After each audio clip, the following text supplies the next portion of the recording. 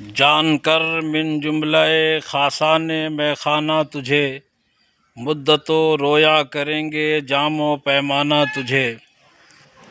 آج 29 جون 2026 کا جو سورج طلوع ہوا وہ ایک ایسی دلخراش خبر کے ساتھ طلوع ہوا کہ جس نے پورے عالم اسلام کو غم و اندوہ میں ڈبو دیا۔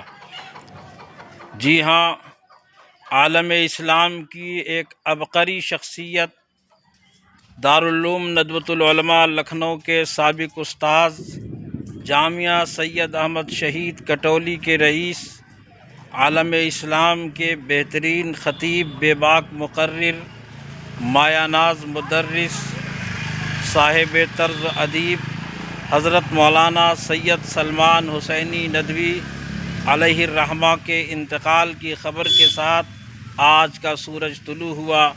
انا للہ و انا الیہ راجعون۔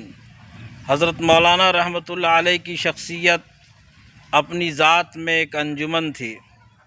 حضرت مولانا اپنے وقت کے بہترین خطیب تھے، بے باک مقرر اور لاجواب مدرس، احادیث نبوی کے رمزشناس محدث، اور حضرت مولانا عربی اردو کے بے مثال ادیب تھے۔ آپ کے انتقال سے پورا عالم اسلام غم میں، سوگ میں ڈوب گیا۔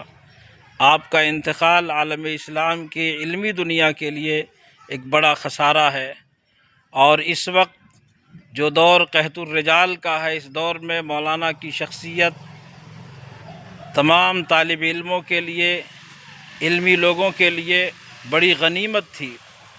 جائے کہ چند باتوں میں اہل سنت والجماعت سے بعض باتیں مختلف تھی، لیکن پھر بھی مولانا کی شخصیت غنیمت تھی۔ اللہ تعالیٰ سے دعا ہے کہ پروردگار عالم حضرت مولانا کی بال بال مغفرت فرمائے، کروٹ کروٹ جنت نصیب فرمائے، اور امت مسلمہ کو نعم البدل نصیب فرمائے۔